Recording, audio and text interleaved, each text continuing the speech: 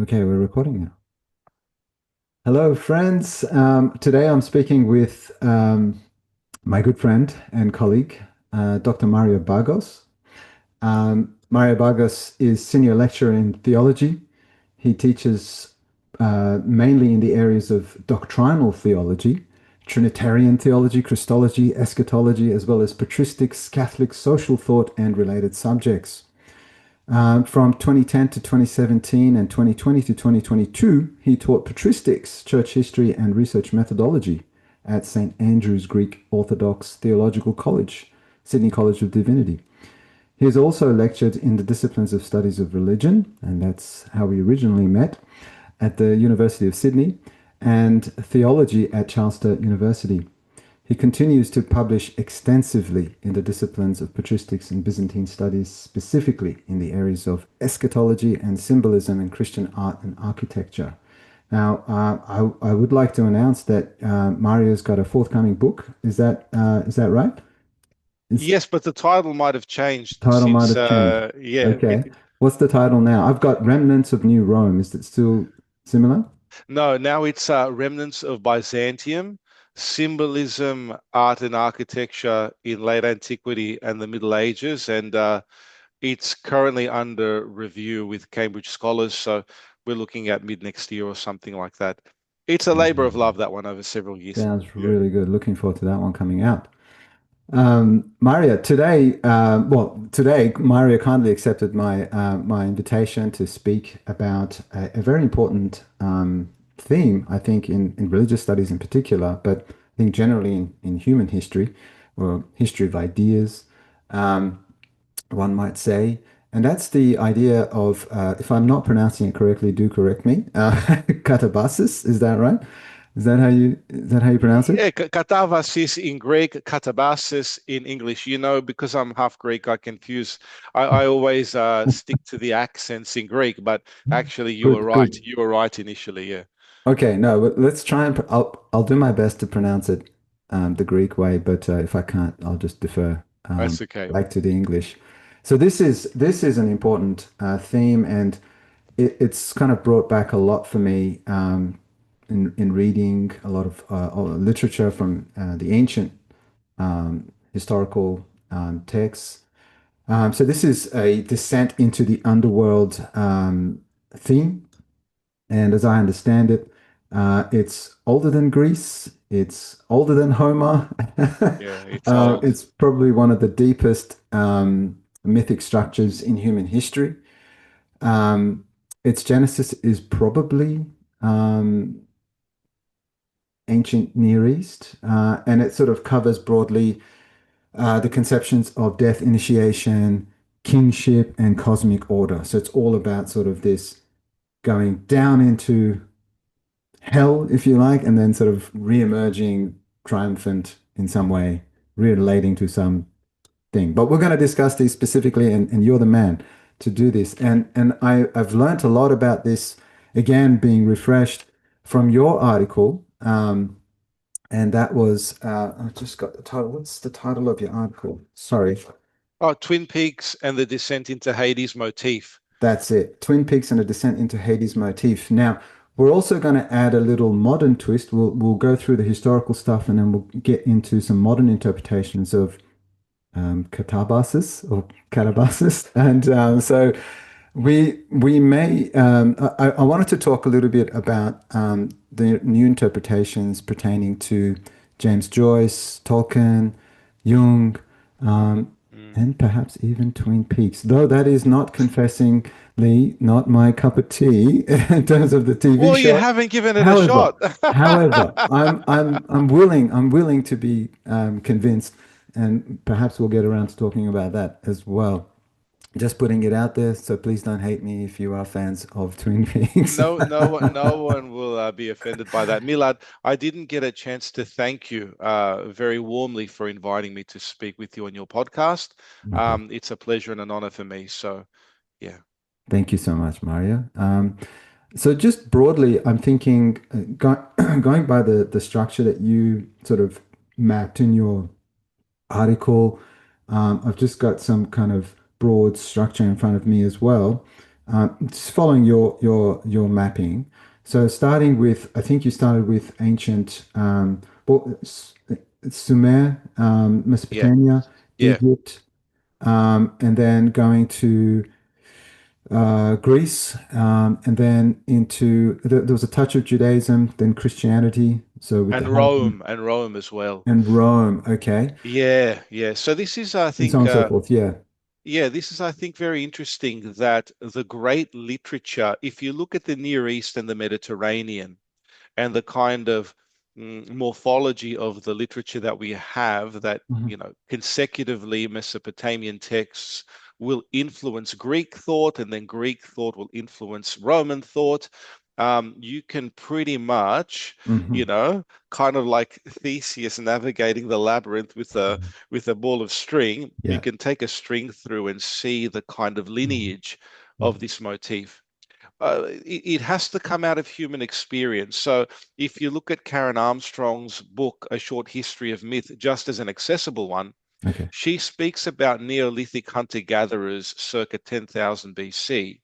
Um, Ritualistically burying their dead. Now, we don't have any near contemporaneous texts from that period because, as you and I know, the Mm. earliest writing that we have is cuneiform, right? Yeah, Which is that's right. Mesopotamian.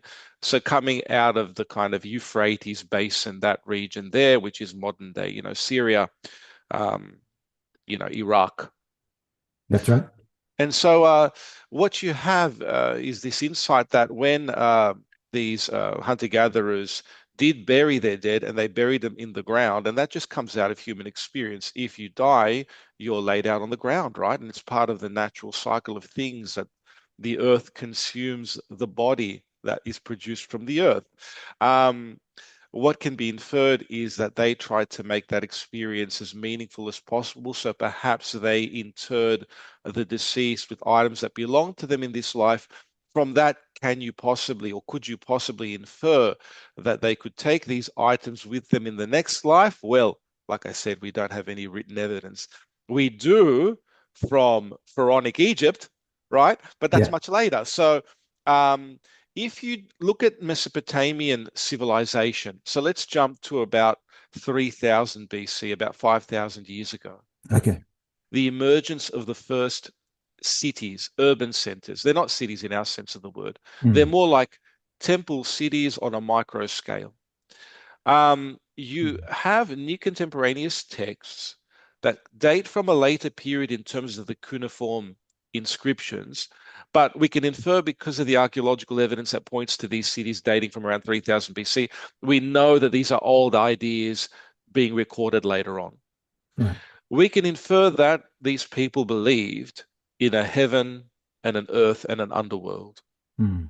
Okay, so this is something that you know, we almost take for granted these days that people believed in a sort of the God is in heaven or the gods are in heaven, and the earth is the meeting place between, the gods above and us humans below, and there's some kind of a subterranean or chthonic, Chthonic, yes. right? To use a Greek term. Yep. Dimension where the dead do go, right? This is something that you'll find consistently articulated in Mircea Eliade, in Mm. his various works, The Sacred and the Profane, Yeah. Cosmos, Chaos, and the World to Come, uh, which is no, not Cosmos, Chaos, and the World to Come. It's The Sacred and the Profane is one of them. The other one is The Myth of the Eternal Return. That's right. Yeah. Okay, so those are the two main ones that discuss how architectural or architectonic objects try to intersect heaven and earth, okay, for these peoples. Um, so if the gods are coming out of the sky, or if the central, let's say, structure of these early Mesopotamian cities is a ziggurat, for example, a step pyramid, which Yeah. is kind of a landing pad for the gods, okay? We Mhm. have heaven and earth represented there. What about the underworld? Yeah. We know that people are being buried, right? Yeah. Yeah. The underworld shows its face or discloses itself in the earliest extant literary evidence in the Epic of Gilgamesh. Hmm. And you and I both know Professor Gary Tromp, who, Hmm. you know, ceremonially, let's say, organizes events around the Gilgamesh That's right. statue at our alma mater, the University of Sydney, right? That's right. That's right. And so He the had Epic one of recently, right? he had one. I couldn't make it, Yeah, unfortunately, but same. he Yeah. he he did have one. Yeah. Yeah. So the Epic of Gilgamesh is one of these very, very early heroic tales about a demigod-like figure who fights against, chaotic embodiments of chaos, various Mm, other gods, and so on and so forth. What's important for our discussion is the death of his buddy, his mate Enkidu, the mm. beast man, right? Yeah. Yeah. Who there are various recensions of this text in the Yeah. cuneiform, That's right. but he's either tricked to go into the underworld or he goes there to fetch some of Gilgamesh's items, and he Hmm. dies within that space. And Gilgamesh is exposed to his apparition, right? And Hmm. his apparition laments to him how lonely that place is on the other side of the veil. Mm, Now, it's all very cryptic. If you look at the text, it's a little bit ambiguous as to, mm, there's no real topographical description of the underworld in the hmm. way that you will get with the Greeks Yeah. and with the Egyptians before them. The Egyptians are very meticulous Yes. because everything in the underworld, if Egypt, Upper and Lower Egypt, are divided into 12 nomes, or there are 12 nomes in the underworld, it's kind of a reflection of the topography of Egypt, right? That's right. Um, and you see something similar later on in the Jewish context with Jerusalem. Mm, Uh, Yerushalayim is it's in the double, it's a plural, right? It's because there's a celestial Jerusalem upon which the terrestrial one is modeled. Okay, so um, and in that context, there is an underworld that's being restrained. mm. So um, what do we make of all of this? Well, if there was, we don't know, it's hearsay, if there was a real figure named Gilgamesh, right? Yeah. You can infer from the experience of the loss of a friend, the first sort of self-conscious reflection on what it might mean Mm, for someone who's passed over to communicate their experience of death. yeah. Now, this is all very popular these days in the new age, as you know. And you have, if you go onto YouTube and you just do a bit of scrolling, you Hmm. have these NDEs, near-death experiences, Yeah. that people speak about. I was watching some of this stuff last night, actually, just thinking about what we were going to talk about today. Oh, cool. Um, I don't know what to make of a lot. Well, knock wood, I haven't died and come back. So, as far as I know, there's one who's done that, Jesus. Lazarus, they can add a Lazarus. few others. That's right. Um, Yeah, we but can. but you have this common experience of when it's articulated positively Yeah. of encountering loved ones on the transition from this life to the next, of a tunnel with a bright light, all these sorts of things. The reason, and there are some negative ones as well, NDEs. The reason why I mention all of this is because in the Epic of Gilgamesh, it is a Mm. unilaterally negative experience of the afterlife. Right. Explain that. So why do you say negative? Enkidu is suffering and alone. Okay. And this is something that uh, the only exception to this in the ancient Near East in the mid and the Mediterranean, as far as I can tell, in Hmm. other words, the only exception to a dreary post-mortem experience is Egypt, Okay. right? And that's only when the afterlife is democratized for the Egyptians in the New Kingdom period. In the Old Kingdom period and the Middle Kingdom period, the positive experience of the afterlife belongs exclusively to the pharaohs. That's right. Yeah.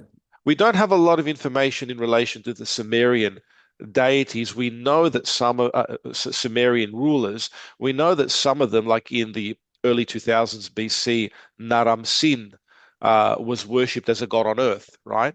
Hmm. Um, he was assimilated to the gods who generated order out of chaos. Um, and he held within his hands the principles of order within the cosmos.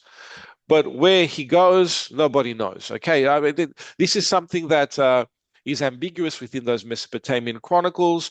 There are some references to gods coming and giving human beings from the sea. They come and they give human beings knowledge in order to create technology, and they recede again. But you know, the the heavenly realm is tied up with the temple structures that they kind of recall the time of origins where you have this amorphous, chaotic space and Mm. order emerges out of chaos on these kind of hills, right? That these step pyramids are meant to represent and recall. So you're kind of trying to reclaim the time when the fullness of being was first manifested, when order emerged out of pre-existing chaos, Yeah. and that fecundity of being is where the gods are. Whether they're up or down or anywhere in between is very difficult to determine. Um, Things are more clearly articulated in the Egyptian context. But before we go into the Egyptian context, I just want to cover a couple of things with the Gilgamesh story or myth. Absolutely, yes. Um, and I wonder, just for the sake of our listeners, if you're happy to just kind of give a very brief, condensed sort of summary of the story. Is that okay? Are you happy to do that? Yeah, I only remember bits and pieces, to be honest Okay. with you. I only It's okay. remember that he goes out in order to fight these dragons and beasts at the behest of the high god, whose name escapes me now, and that he undertakes this journey with his Mhm. friend Okay. Enkidu, and his friend is kind of it's like a buddy cop scenario before the buddy cop stuff emerges, right? And that he laments the loss of his friend. My knowledge is limited to that. I haven't Okay. explored the text in more detail. Not a problem. Not a problem. So the my understanding of it, my knowledge also a bit shady on this. But my understanding of it is that it's ultimately so what I remember is that it's a failed attempt. Like he tries to achieve immortality by finding that I think is it a reed or something deep under a river somewhere, Yeah. and That's he right. he goes through that incredible quest and he gets there and he gets it and comes out and he's having a rest and then the snake appears and the snake takes away runs away with the immortality flower or reed or whatever it was. Yeah. um, but I remember like kind of being shocked when I was introduced to this myth that it obviously doesn't have a happy ending in a conventional sense, or in the sense that we will come to later with, like, say, the Christian use of this Katabasis theme. So I think so. I remember being shocked by that, and I was like, "Oh my goodness!" Like, so what? There's no happy ending for this poor guy. But then it's not, the message is not that he is supposed to achieve immortality. I think the message, if I remember correctly, in this myth is that it's to accept humanity's fate as mortal, as finite, Yeah. and thus to focus on the present and the now and to Y- value the things that you Yeah. have. Yeah, Um, which is common. It's common in that context. I mean, it's a mm, similar thing for the Greeks later on. There are very few of the Greek demigods and heroes who have mhm. access to any positive experience of immortality of the afterlife in There we the go. Elysian fields. Yes. If you're a demigod, kind of like Hercules, for example, Yeah, I he want to had to talk about undertake Hercules. 12 Yeah. labors in order to be granted Yes. access to Olympus, right? Which is Yes. very rare. The Yep. heroes of the Trojan epic, Agamemnon and Menelaus and all these other figures, the Hmm. very best they could do is have a kind of a continuation of the repose and relaxation and respite that we have in this life in Right. the Elysian fields, which is underground. It's part of Tartarus. It's part of the underworld. It's part Yes. of what we would, in a post-Christian understanding, Hmm. construe as hell, Right. right? So they're beneath the ground. That's where they're buried, presumably, Yes. and that's where their souls go. Everyone else, me, bludger that I am, I'm not fighting any wars, right? I'm not Achilles. I end up a shade. But that had a pessimistic. The Greeks had a Mm, pessimistic vision of the afterlife, mm. and so did the Romans. It was really the Egyptians, and then later on the Christians. Okay. Because in the Jewish context, it is split between.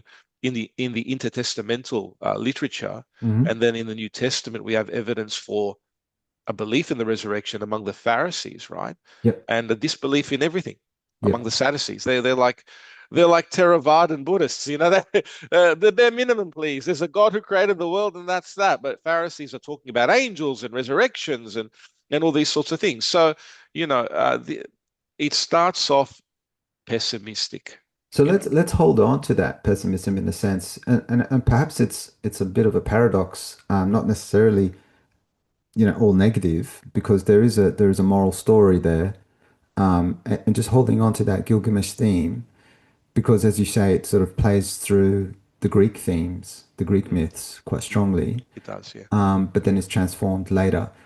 What about Egypt? So again, my understanding of Egypt with Ra that you mentioned in the article Mm, is this kind of constant renewal. So this rising of the sun, descending of the sun, yeah, going into darkness, and then this cycle is continuous for the sake of creating and maintaining order and harmony in the universe. So it's a daily cycle, right? Just like the sun, literally. absolutely. That's right. All of these things are anchored in experience. So if you bury people in the ground, that's where the heroes are going to go. If they Right. die or if they undertake there's both a topographical and a psychological aspect to this, or spiritual, and we can Yes, talk about the latter later. for sure. But in relation to Egypt, you have a similar thing. So Upper Egypt is in the south of the country, the fertile That's Nile it. Delta region. Lower Egypt is in the south of the country, and that's the origins of the Nile River. For 6 months of the year, the Nile is inundated, and everything is covered in a watery kind of abyss. And then Mm. when the waters recede for the other 6 months of the year, fertile crops begin to emerge in hills first and foremost. So Ah, okay. these hillocks were seen by the Egyptians, irrespective of which cosmogonic or birth of the cosmos worldview they maintained, Yeah. because different urban centers, again, as Jan Assmann famously said, in Egypt there is no city without a temple. They are temple cities, right? Yeah. So whether it's the Heliopolitan or the Theban, it doesn't really matter. What you have is the emergence of order out of chaos, represented by the hill, Mhm. a pre-existing chaos, pre-existing matter.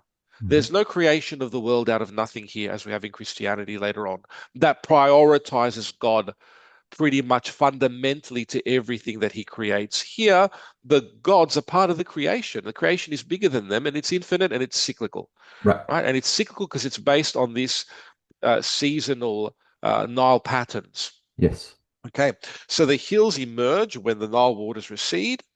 And in the minds of the Egyptians, you can infer that that happened once and for all at the beginning of time and set off the process, right? Mhm. Mhm. Okay. And the demiurge comes out of that chaos. That demiurge, that creator god, could be Ptah initially, right? Yeah. Which is associated with the earth. But later on, you have a similar thing happening in Mesopotamia. You have the psychopomp of the sun god taking, this is Eliade's terminology, right? Right. You have the sun god taking over. In Yes, sir. Mesopotamia, it was Shamash. And when Marduk was considered the great hero, a long time after Gilgamesh, right? Yes. He was an adherent of Shamash, the sun god, in Babylon. This is in the Babylonian Yes, we're going context. back to Mesopotamia. Going back to Mesopotamia, but just to create a parallel. In Yep. Heliopolitan religion, well, the Yep. Greek term Heliopolis, the city of the sun, Yes. it's Ra. Yes. And Ra, he kind of, he's got a team with him, right? Mm, mm. So It's a good way to put it. it's well, that's I mean, Mm, he's got his boat, which is the boat of Ma'at, which is order. mm. Best way that it's That's personified beautiful. as a Yeah. goddess. It's Yeah. Ma'at.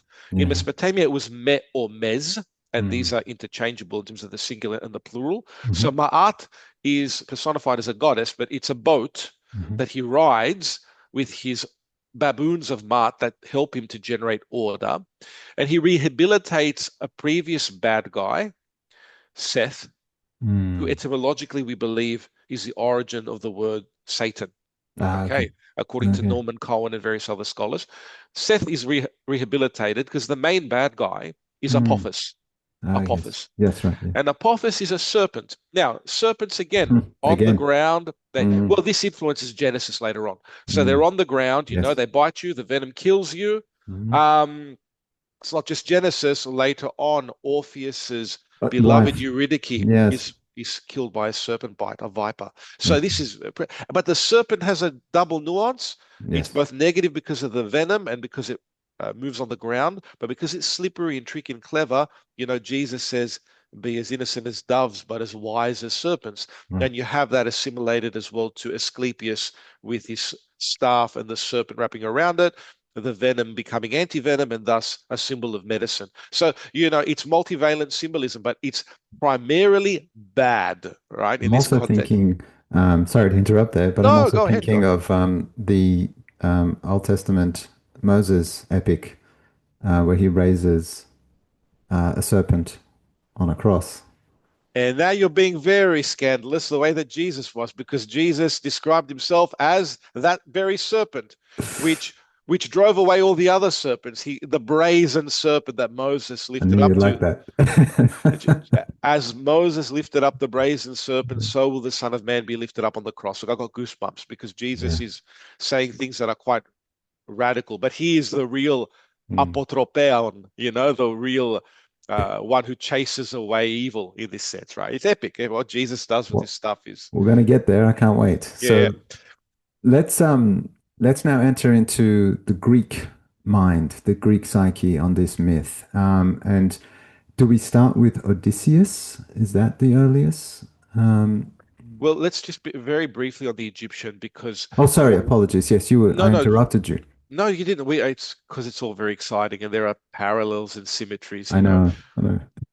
Every day Ra comes out of That's right. Yeah. the east.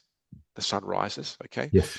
and as he rises, he generates order, and that's related to our experience being nourished by the sun. We're alive. We can see there's Mm. light, and then he descends into the west, which is almost exclusively where the Egyptians buried their dead, where the Yes. sun sets.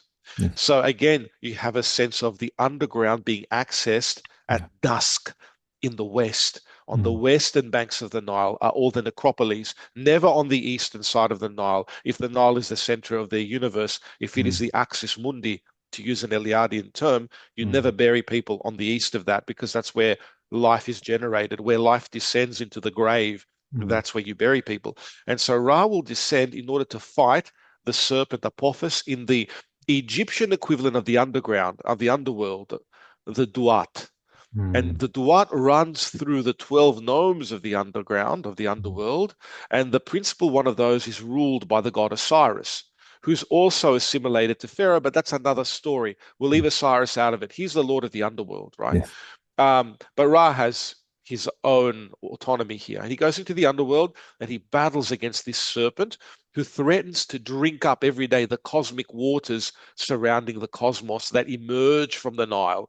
Uh, Again, you can see Genesis, the oh waters in yeah. Yeah. heaven and the waters in Eden and in the Euphrates, Tigris rivers, all these things. So he's obviously successful every single day because not only does Pharaoh as an embodiment of Ra and a son of Ra, and these things are interchangeable, he can be Yes. both and. Yeah. Not only does he fight for Ra every day by performing the right rituals, but so do the priests of Ra. And whenever the sun rises the next day, we know that Ra was successful in the underworld. He cut open the side of the beast and he comes out again Right. in order to generate order again. If Right. the sun ever stopped shining, it was considered apocalyptic, like a disruption in Mm. the world order. Okay, Mm. and this is very interesting as we will move later to the Judeo-Christian context. But we need to do the Greek and Roman interlude because Absolutely. because in this interlude you have the kind of narrative structures Mm. that you and I, people born in the West, although with mixed heritage, Mm. I know you might not have been born here. I was, right? Mm. Um, but we know the stories. Yeah, we know how a story functions. There's a beginning, there's a middle, then an end. There's Yeah. a crisis that has to be confronted by a hero. Okay, surrealism, postmodernism, all these things have disrupted the traditional narrative structure. But if you can recognize something like what Joseph Campbell called the hero's journey in Yeah. Star Wars, Yeah. you got to go back to Homer, my My friend. favorite. Yes, or any of My cup those. of tea, actually. Yeah, excellent. Good, good. We have that in common. So let's go back to Homer, the blind bard from Chios, from the Greek island of Chios, who's writing Mm. uh, maybe in the 8th century BC. Again, difficult to Yeah, it's pinpoint time. because these things are oral stories that That's right. predate him by several hundred years Mm. that apparently he recorded. Okay, so Mm. Mm. he wrote a cycle of 8 books apparently, but 2 have come down to us. The rest are lost. I think there are reasons why the rest are lost, but we can discuss that another time. The Iliad and the Odyssey. The Iliad is less relevant for us here. It has to do with the Trojan War, Yes. Ilus being another name for Troy because it was founded by Ilus, the son of Troas, and he Okay. named it after his father. Right. There's a lot of interesting stuff happening there, not a lot about the underworld. Mm. The experience of death is described in terms of the gods helping the Greeks fight against the Trojans, and we know this has to do with Paris stealing Helen from Troy and Menelaus and Agamemnon going over and fighting, and it's Achilles' wrath Mm. that causes the devastation because his pride is affronted by his colleagues in the Greek camp, and people are dying left, right, and center. And it's not until Patroclus, his friend, is murdered that he enacts revenge on Yes. Hector. All right, it's an epic story. It's a phenomenal story. It's very brutal, but every Yeah. time someone is dispatched, is killed, they are sent into the world of the shades. Okay. Darkness comes on them. Darkness. Mm. Um, the underworld stories are elaborated in the Odyssey. What's the Odyssey about? Well, he's a Greek general, Odysseus. We know from Virgil's Aeneid, Yes. ironically, right, written 800 years later by the propagandist of the Emperor Augustus in Rome. Yes. We know that Odysseus is responsible for the Trojan horse, gets into Troy. The Greeks come out. They Okay. do what they do. Odysseus has to get home. It takes him a decade to get home because he's waylaid by the gods. He affronts the gods, Poseidon in particular. He upsets him because he kills one of his sons, the Cyclops. Ah, Um, yes. and so he's waylaid at every attempt. And it is Circe who captures him in both the story of Odysseus and in Hmm. the story of Aeneas later on. The archetypal feminine in its more Mm. captivating, capturing aspect Mm. cripples the hero. Mm. That's not anti-female at all. Like No. this is a patriarchal culture, and Yeah. you have people, these soldiers, these warriors, taking women as treasure, and that's not acceptable by our standards at all. But it's just what happened, kind of thing.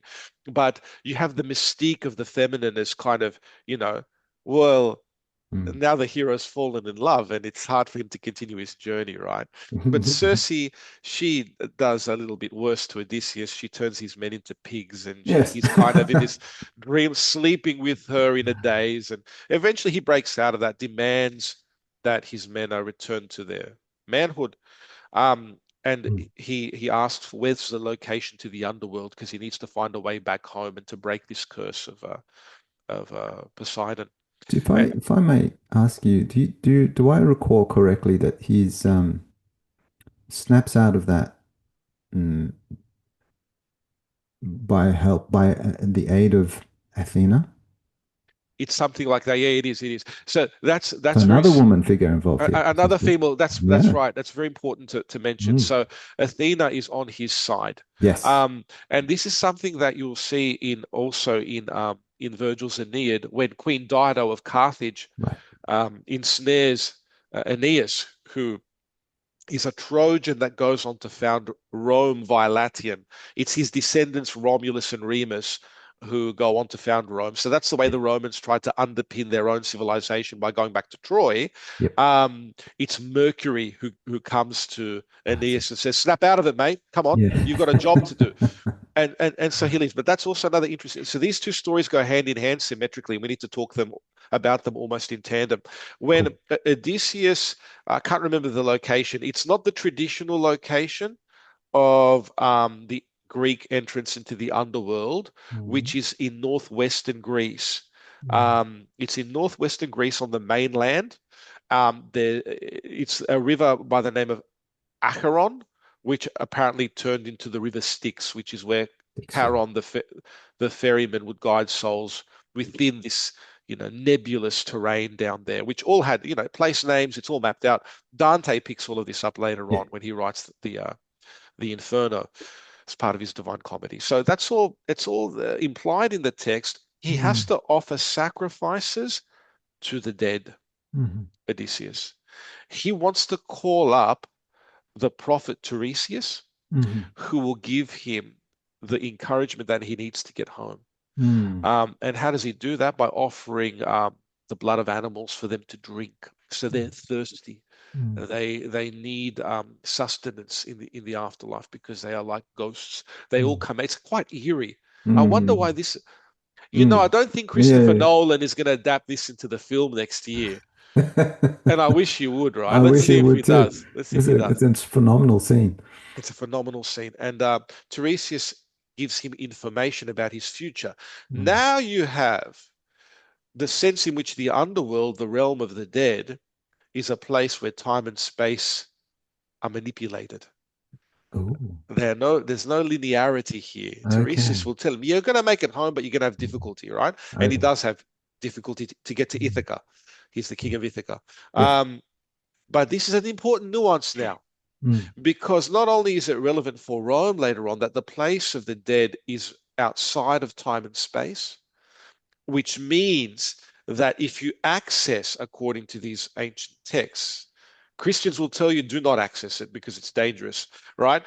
Uh, but if one is given access, because some saints are, for example, in the Christian tradition, given access. If you're given access to that realm of the dead, Mm. you can get information that Mm. might help you. Uh, in your journey forward, right? Mm. And he's given that information.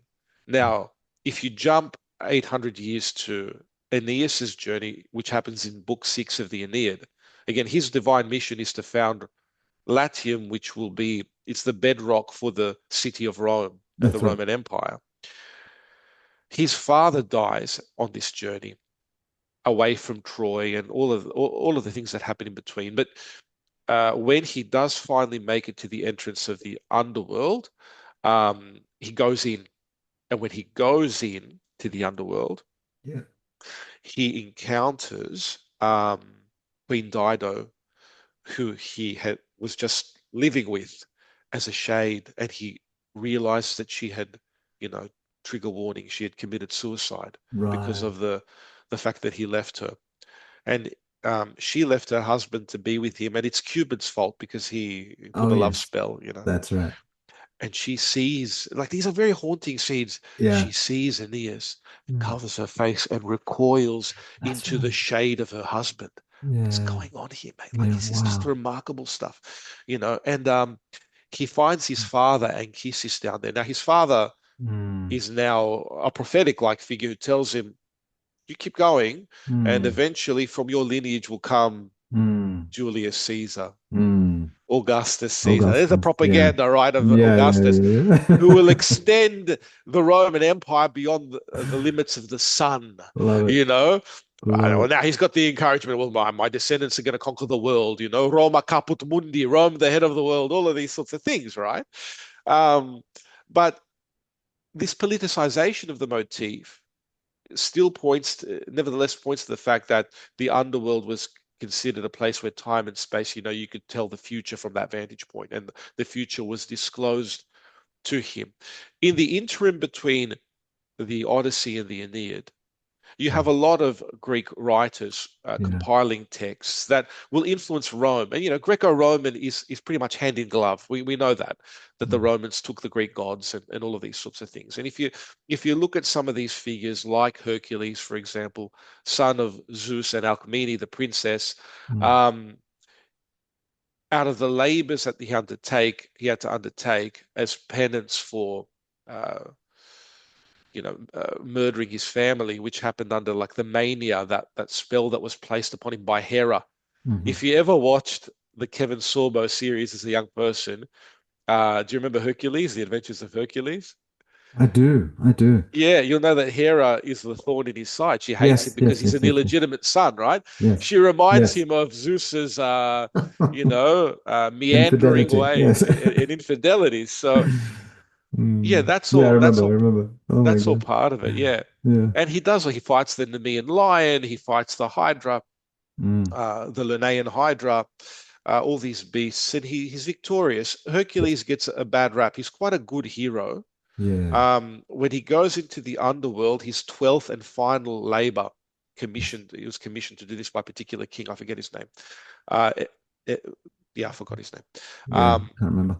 he um, he has to retrieve the three-headed dog Cerberus. Yes, that's right. Yeah. Okay, who makes an appearance again in Dante's Inferno, sucking on the heads of Oh, Judas and Brutus, the goodness me. betrayers, the worst of all sins to betray. So the underworld, like, it's negative by and large throughout these texts. I mean, you can get some positive information down there. In Virgil's Aeneid, the Elysian Fields are mentioned where the heroes go. By and large, it's negative for everybody. By and large, it's a reflection not only of the place where bodies are interred, Mm. but because of the dream-like sequences and the foretelling of the Mhm. future, it's the realm of the subconscious too, Okay. because of the disordered state of the subconscious. There's order in the disorder. Often in some of these texts, secrets of the gods are revealed through dreams. So you have to think about Yeah. layers of underworldedness. There's a topographical underworld, which is where bodies go when they're buried. Mm. There's the mythologization of that into a place where, there are territories, certain evil people go here, other sinners go there, etc. That begins with Virgil and it's expounded at length by Dante. But then there's also the psychological slash spiritual underworld Mm. of the subconscious, and they all intertwine. Okay. Um, but Odysseus, when he goes into the underworld, no, Odysseus, when Hercules goes into the underworld, he demands Cerberus from Hades. On the way down, he does go via Charon, and he sees the Gorgon Medusa, her Right. spirit down there, who was slain by Perseus, the great hero. Perseus actually gets upgraded to Olympus, I believe, in the myths, because he's a very good hero. He's not as if you have a scale. Perseus is very good. Hercules is in the middle, and Theseus is not so good, right? Okay. But he sees also Theseus, who destroyed the Minotaur down there, and he saves Theseus from the underworld because Theseus was trapped because him and his friend Perithous went down there in order to steal Persephone, Hades' bride. Yes. Okay, so there's all these interesting things. I Anyway, know. Her Herc is successful. He gets Okay. Cerberus and takes him out. So his is an example of a successful foray into the underworld. Mm. So is Aeneas, and so is Odysseus. A very unsuccessful foray into the underworld from this period is undertaken by Orpheus. Orpheus. Now, before we get to Orpheus, though, the difference between Odysseus and Hercules and Aeneas, I think, is that Odysseus doesn't actually physically go into a Yeah, descent. He is psychologically inducing this state at the entrance of the underworld. yeah, You yeah. know what? When you were saying how it's a harrowing scene, it's just I would love to see a cinematic expression of this. Um, that's where he also meets, and when you were saying it's negative, that's where he also meets the other heroes. He meets the Greek heroes. Um, He does. Yeah, he and sees they're all very despondent, and they're telling him that this is just not worth it. he sees Achilles, for Yeah, example. Achilles, that's right. And you go, what was it all for? Yeah, yeah, the futility of war, the Right. futility of the strivings in this life which lead to suffering and cause one ultimately to suffer in the end because you're going to die. I mean, there's a realism in the Greek myths, and you're Mm. very right. It's a very important point to make that Odysseus does not cross the threshold. It's too Yes. dangerous. Right, right, Um, right. whereas and Hercules does, and so does Hercules does, Aeneas. but Hercules is a demigod, That's right. and He's it's got this. permission. He's got sanction. He can go into. He can Uh, do it. He can but do it. Hades gives him that permission, I think. Yeah, you're And right. the king's name, I just looked it up. Is it Eurystheus? Yes, that's it. That's it. Yeah, that's it. Yeah, I get him mixed up with Polydectes, who was the one who sent our friend Perseus on the mission to fight the Right. Yeah. Gorgon. Um, and so, in all of these cases, you have a hero reaching the nadir that transforms them for the rest of their journey, Mm, right? So Hades also represents the lowest point in the hero's journey. If the hero's journey is understood as the hero going out into the world from inauspicious beginnings, or even like in the case of Hercules, they were auspicious, but from, not really doing much mm, to embarking on a mission, undertaking an adventure, but the lowest point is the point of transformation, and that's usually the most difficult point. This is all very relevant for Jesus later as well. So in Hercules, it's his final labor. He succeeds, and then thereafter he goes and he becomes a king and he marries and he does all of these sorts of things, right? yes. Um, in the case of Aeneas, again, he goes on and he founds Rome. So That's it's it. that point that the transformation takes place is at the lowest point of their journey, which in some cases is to be literally in hell. Mm, It's only psychologically speaking when we experience hell that, God willing, we're given a choice to either rise up or to remain there. So this is all based on psychology too. mm. And in the case of Orpheus, though, it is a failure It because of is.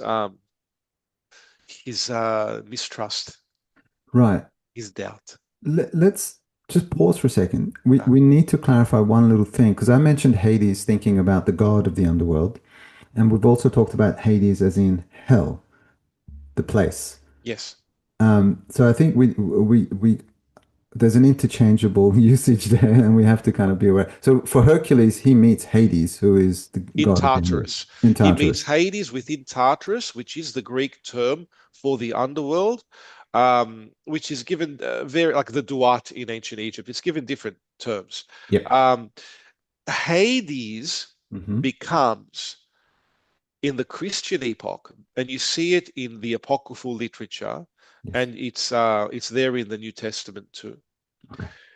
generalized as hell. Yeah. Because in the Jewish context, you have two terms for this kind of place Mhm. of post-mortem suffering: Gehenna, the Yes. place of fiery torment, Yes. and Sheol, which is the pit. Yes. And Jesus refers to Gehenna, Yes. doesn't really refer to Sheol. It's there in the Old Testament, though. Yeah. And then the Greek writers of the New Testament speak about Adi, Hades, Hades, as the general place. That divests Hades of his personality. Mm. Because although this is complicated and we move into another area, the word hell, mind you, is a daughter of Loki in That's right. Scandinavian mythology. So That's right.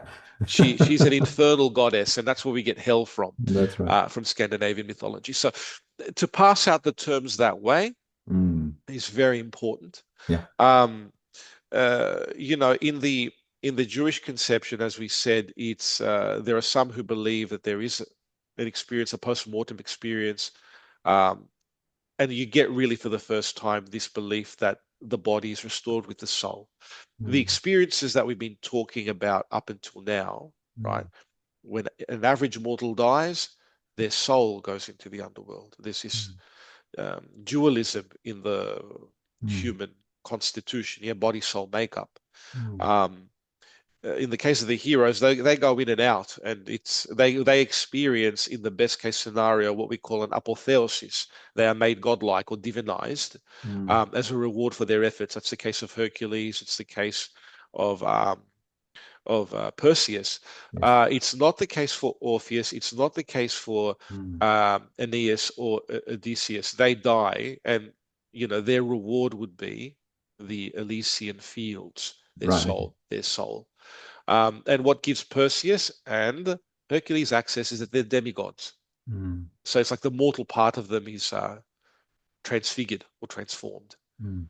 Um, Orpheus is murdered So by the Erinyes, the sirens. His was a catastrophic fate, but he was also yeah, a demigod in a let's sense. let's get into Orpheus. That's a fascinating myth.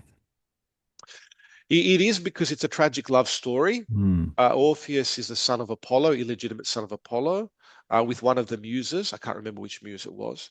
Mm. Maybe if you've got the ability to Let look me it up just check it out. there. um, and he is the patron of music in ancient Greek mythology.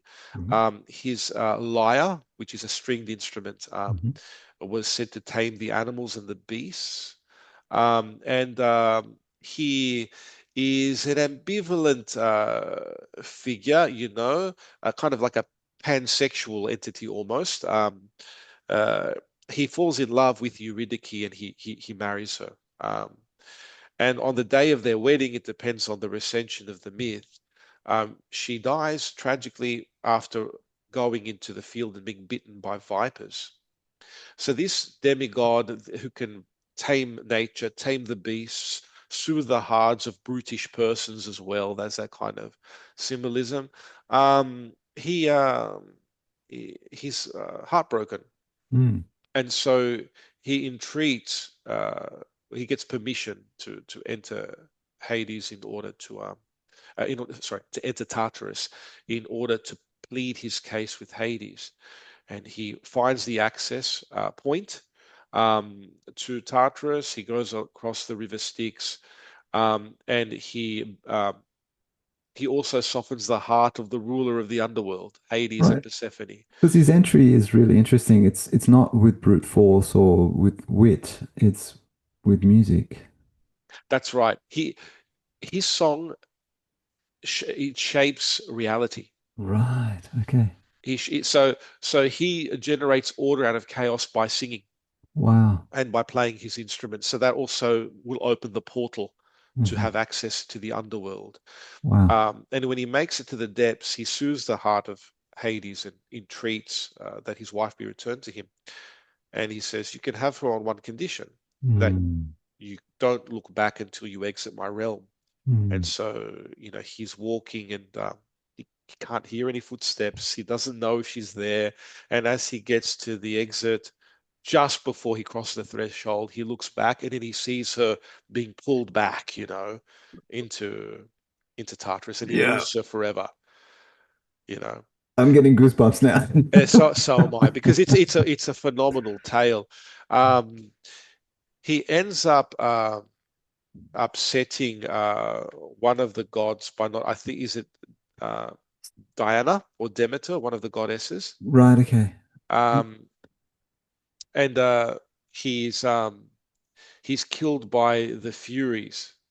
Mm. Um, and his fate is for his head to be removed and to continue prophesying at the place um, where his head was put in a sanctuary about coming events.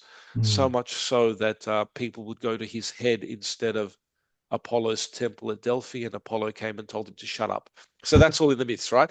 And this is all. It's if you look at Apollodorus's library, for example, these classical Greek texts, you find fragments of these myths scattered throughout. If you want a compilation of all of these myths, you can't go past Robert Graves's The Greek Myths, where Yeah. they're all compiled with annotations that tell you where, because there's no real, Yes. you know, uh, from beginning to end of all of No, these myths. They're scattered throughout various texts that that's right. describe various things. So that's Orpheus's tale. Oof.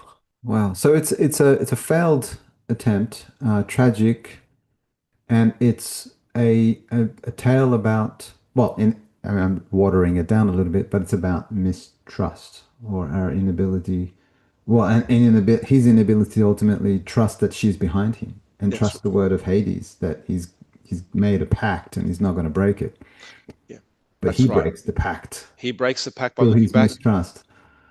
It's a bit like Lot and his wife. Lot looks back and she turns into a pillar of salt. Because remember, the angel said, "Don't look back, That's get right. out of Sodom and Gomorrah." Yeah. So these things are cross-cultural in a sense. These motifs, they recur. Hmm.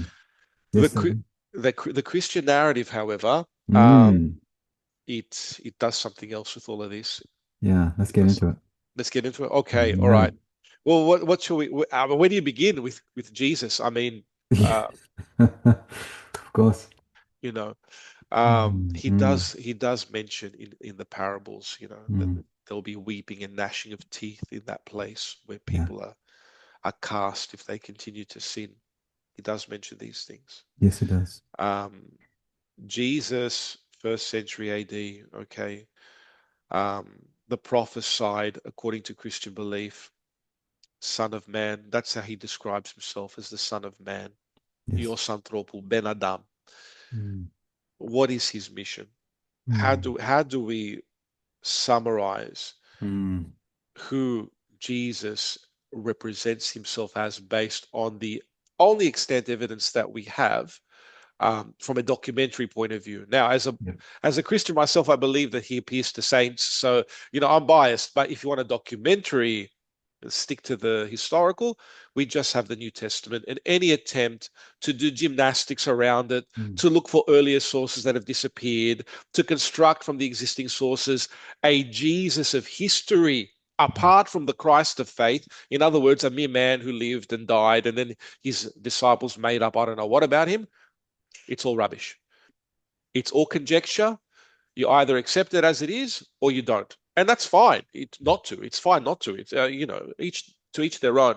But let's put aside these stories of him as a revolutionary and Oh, I'm none of, more than happy to do that. Don't you yeah, worry. yeah, absolutely. You know, I mean, and then we can get into the nitty gritty of it. So Mm, mm, with Christ, mm, um, you know, there is this anticipation, there is this expectation, especially under Roman occupation, mm. that a son of David, so a descendant of King David's lineage, King David being the paradigmatic king of Israel, who Yeah. united the 12 tribes of Israel, who set in motion the events that would lead to his son Solomon constructing the temple in Jerusalem, That's right. which is where God dwells.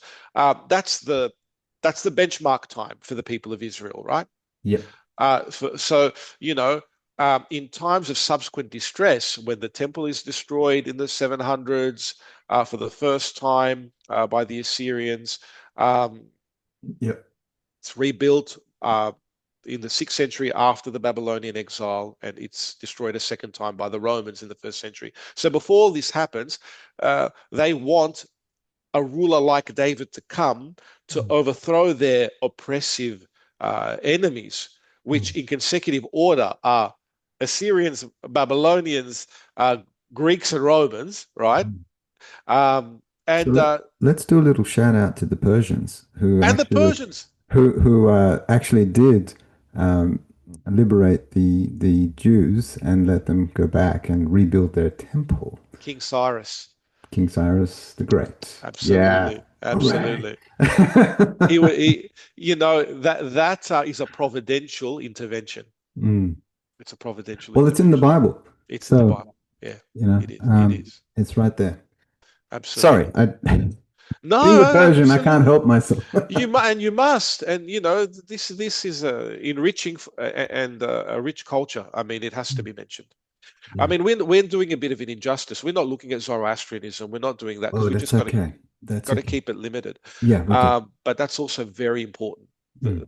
you know, for eschatology and for all of these things that we're Yeah. talking about, Zoroastrianism. But anyway, we'll get back to this context. So, Son of David is a term of hope for the people Mm. of Israel at this time.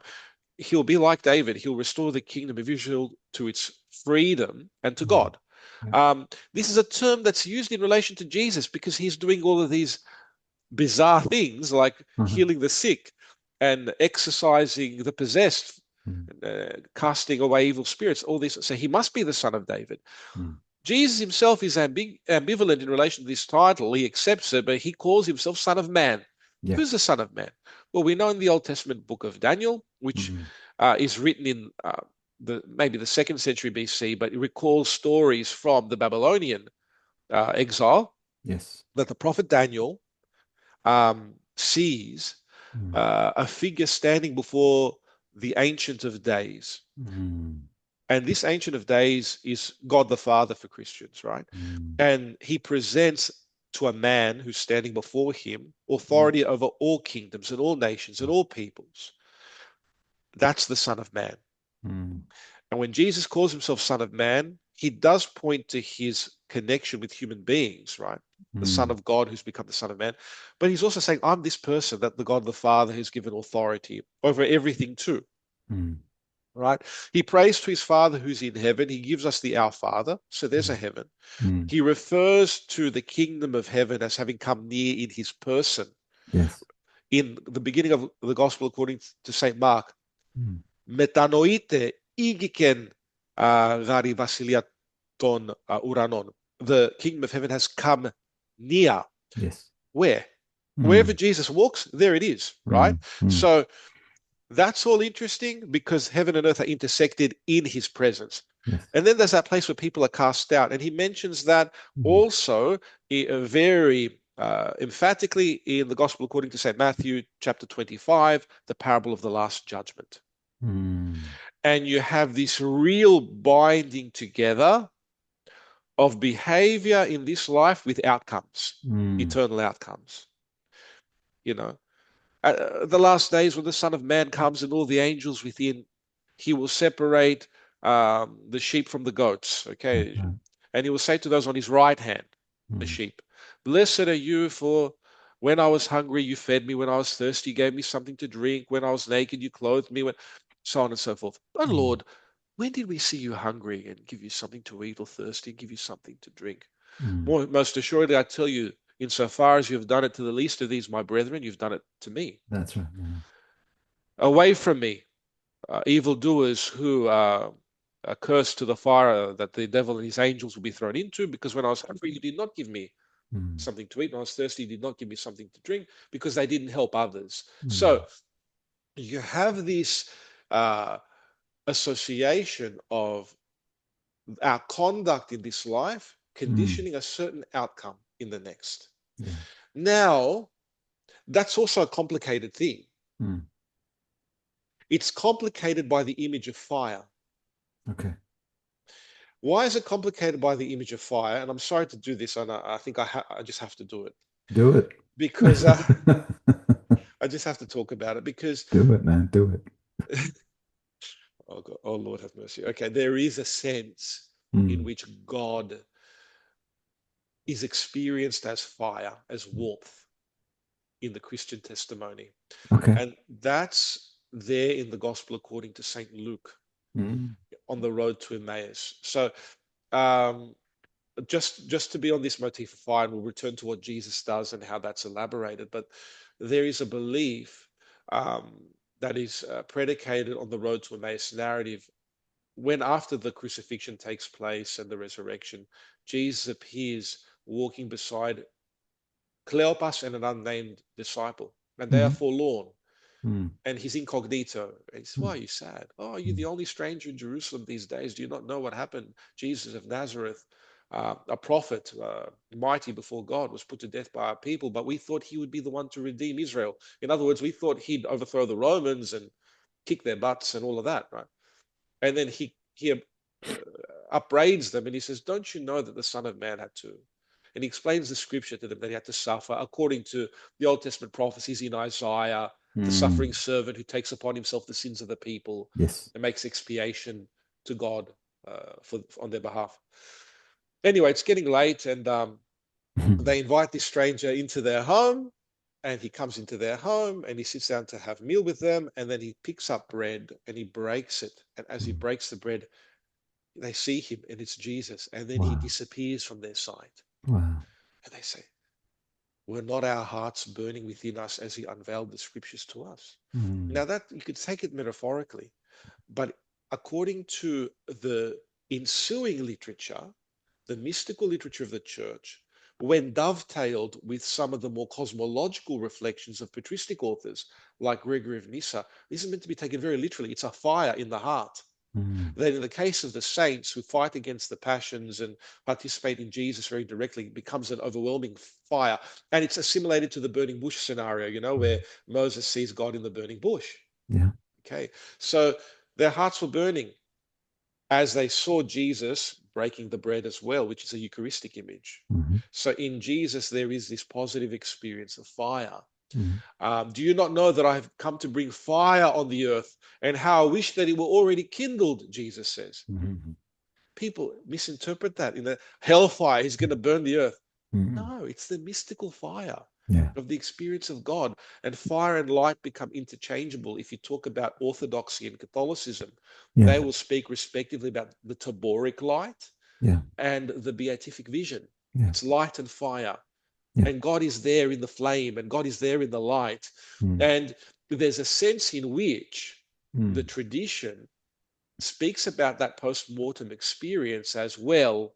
Mm. Those who get close to Jesus in this life by imitating him, by worshipping him in an ecclesiastical framework and participating in his very life, that fire will entrench itself and will lead to a positive experience in the afterlife, um, so much so that they won't feel it as a judgment.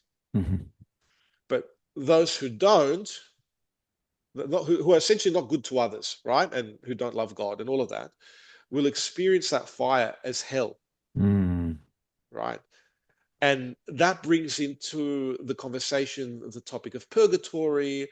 And is that a permanent experience of hell? Does it have a time limit? And it's another topic on its own. Yeah. It's another topic on its own. What is interesting in relation to Jesus's narrative Mhm. is that he undertakes his mission. Okay, he calls himself Son of Man. He accepts the title Son of God, that he's the Son of God the Father. That in some way, which is elaborated later on in the church, he is both one with God the Father and distinct from him. That he is God's agent in both, according to John's Gospel, the creation of the cosmos and in its consummation, in its transformation at the end times. But now he's on earth, this eternal Son and Word of God the Father, Logos, the Mm. cosmic organizational principle that arranges the whole universe and creates it together with the Father. It's a term taken from Greek mythology. Mm. If Jesus is these things, as John says, he's the Logos. In the beginning was the Logos, and the Logos was God, and the Logos was with God, and all things were made through the Logos. Then Yeah. heaven, earth, and even the underworld are made through the Logos. Mm. So the paradox is, Mm. we don't, Christians don't believe that Jesus was born 2,000 years ago and that started his life. They believe he was always there, but that Mm. he paradoxically became human 2,000 years ago while remaining what he was always, the Son of Mhm. God the Father, right?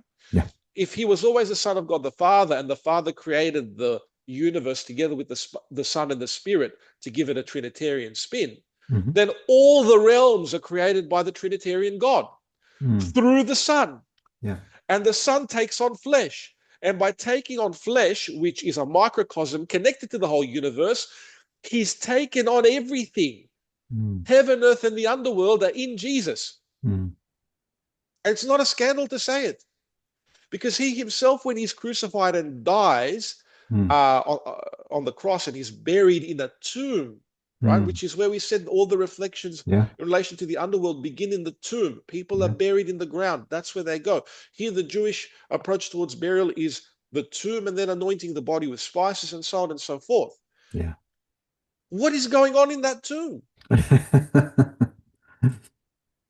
Well, that was Mm. the question for the earliest Christians, because, Mm. the gospel narratives do not describe what happens within the tomb, Mm. and the ones that did were rejected. Right. Yes, we cannot make sense of what happens there.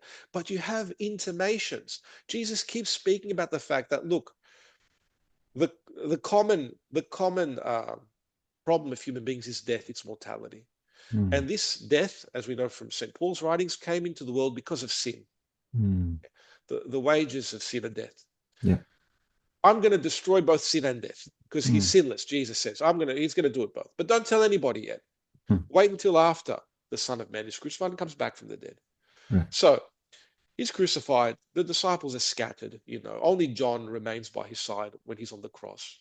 He Mm. dies and his friends abandon him, and only Mary and John are there and some of Mary the and women John. Yeah. disciples.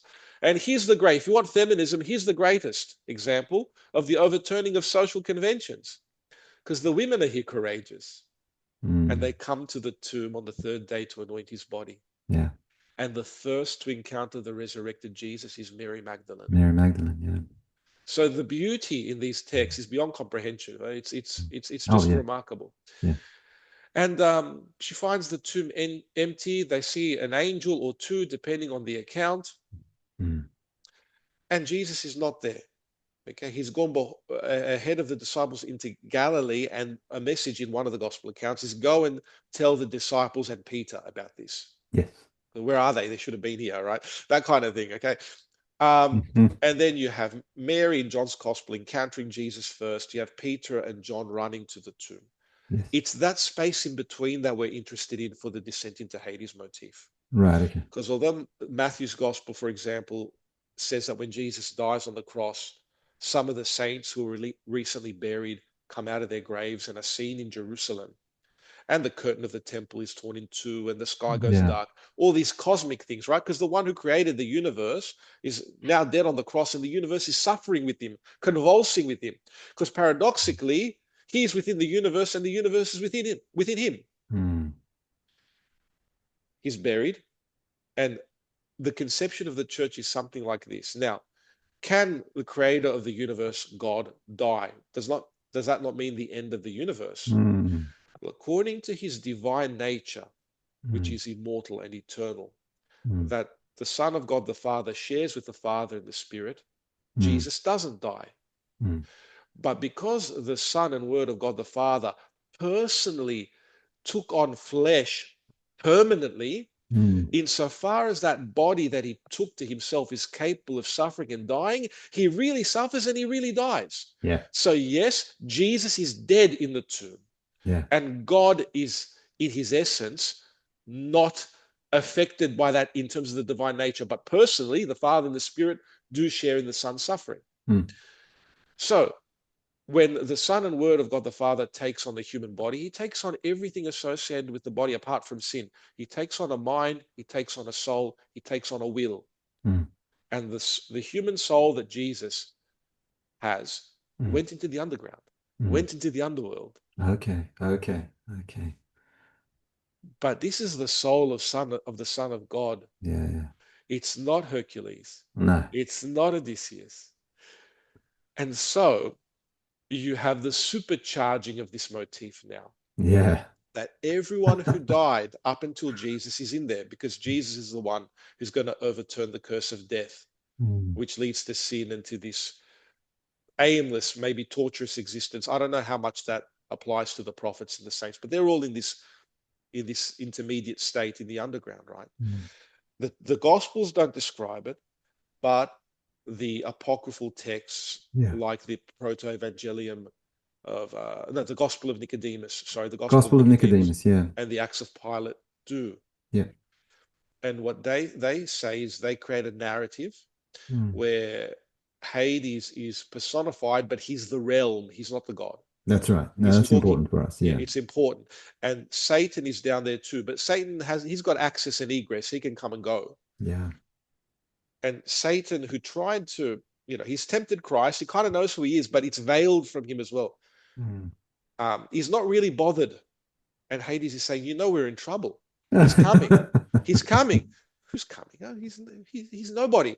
No, no, we're in trouble, and your whole system is about to collapse with your demons and everything else, right? Mm.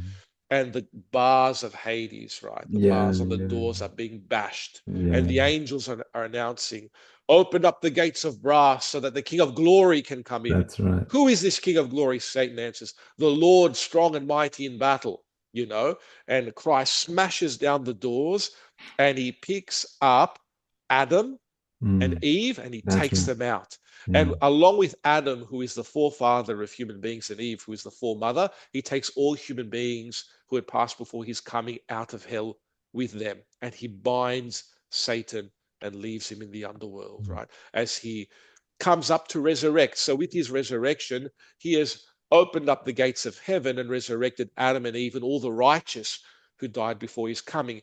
As the Son of God, it's not enough for him to merely enter Hades and emerge transformed. He has to destroy it. Mm. And he does destroy it within himself and in his person. And for those who participate in him, the belief is that, Christ has accomplished all these things within himself. Mm. And we can participate in them if we participate in him. That's But right. if we don't, then hell is still a reality. That seems to be the trajectory of church tradition thereafter, with a lot of nuances and clarifications. Right. Yeah. Yeah, there's a very beautiful icon associated with this. Yeah. I forget the name of it. Um, It's the icon of the Anastasis, yeah, Anastasis. Anastasis, the Yeah, resurrection, yeah, which is in the Church of Holy Savior in Hora, mm, which is no longer a church. It was a museum and it became a mosque. Is it the Fatih Mosque? Chami. Anyway, it's in Istanbul, and it okay. has Jesus in white, his Mm, soul, mm. taking Adam and Eve and pulling them towards himself with the mandorla. I'll put it up in the video Yeah, so yeah, that that'll be so that good. people can see it. Good.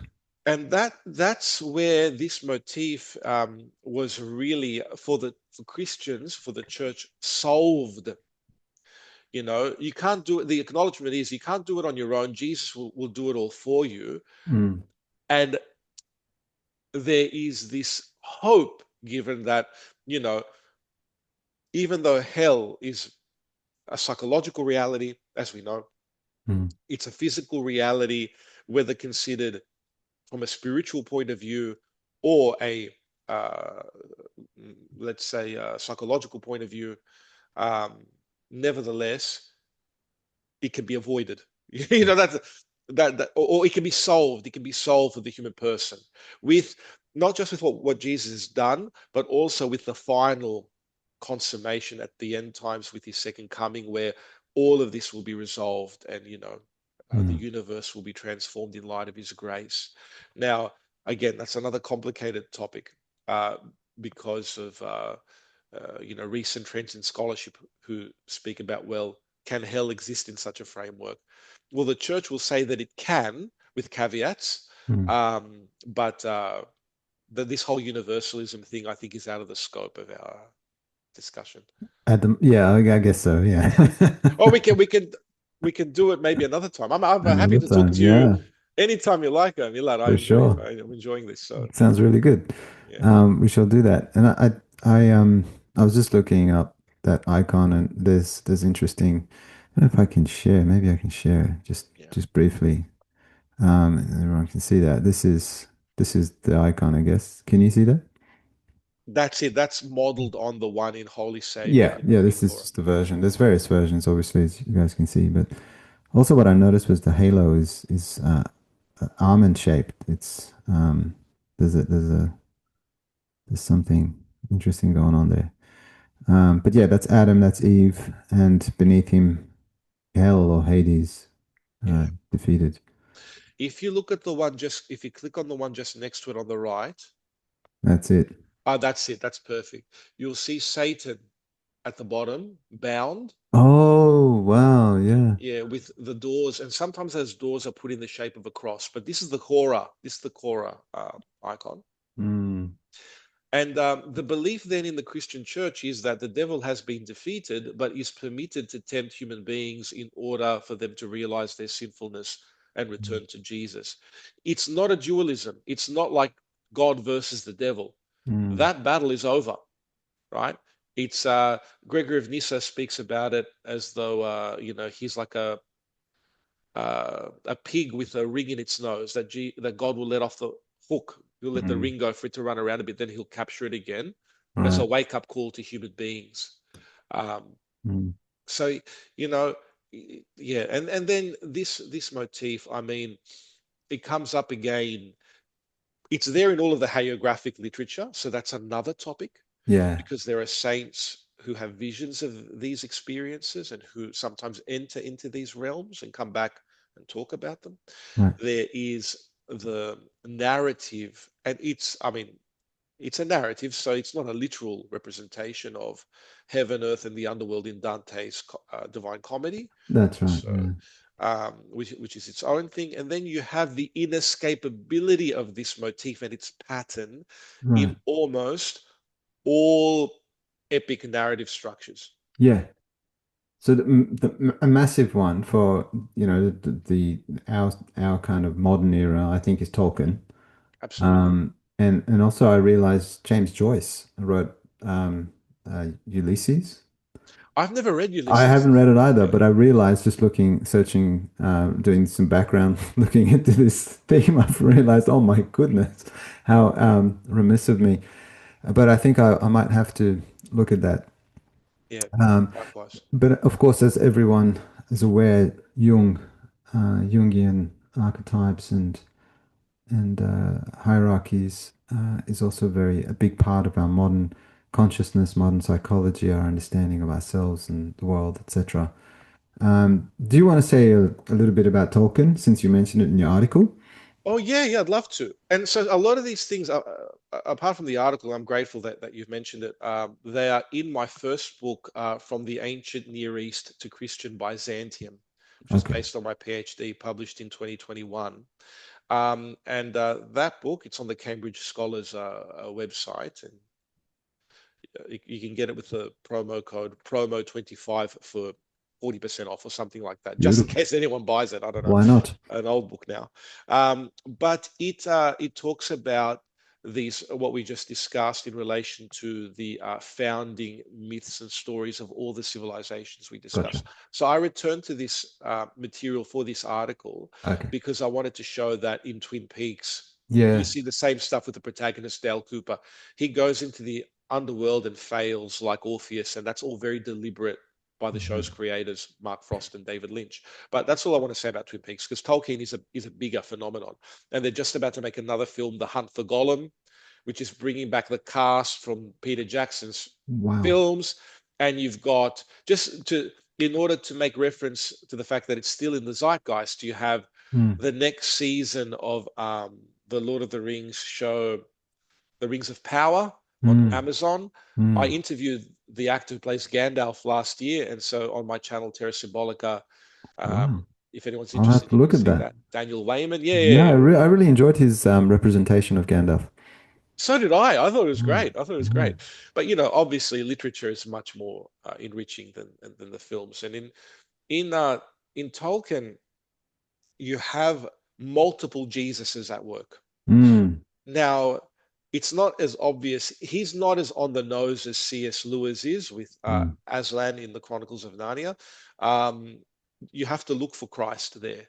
Okay. Aragorn, Mm. who is the heir to the throne of Gondor, Yeah. is a messianic figure. He's a Yeah. Davidic king. It's Yeah. very obvious. Yeah. Who is in exile and incognito as Strider, Mm. and eventually discloses his identity. It's a bit like Jesus, Mm. disclosing who he is gradually. And Aragorn, Isildur, who's his ancestor, Yes. who is basically Adam, Mm. right? Because Mm. Isildur, for this narrative, he fell by taking the ring and being ensnared by it. That's right. In the way that Adam fell by disobeying God by partaking of the fruit of the tree of the knowledge of good and evil. Yeah. He loses the ring eventually, of course, Yes. but he suffers the same temptation as the devil figure or the servant of the devil figure in Tolkien's universe, which is Sauron, right? Mm. Morgoth is the actual devil in his cosmogony, but it's Sauron. Yeah. So uh, he Aragorn has to undo what Isildur has done by defeating Sauron finally, because the ring makes its way back to him. I mean, Yeah. that's what happens in that saga, via Gollum, etc. It gets back to Sauron by the end.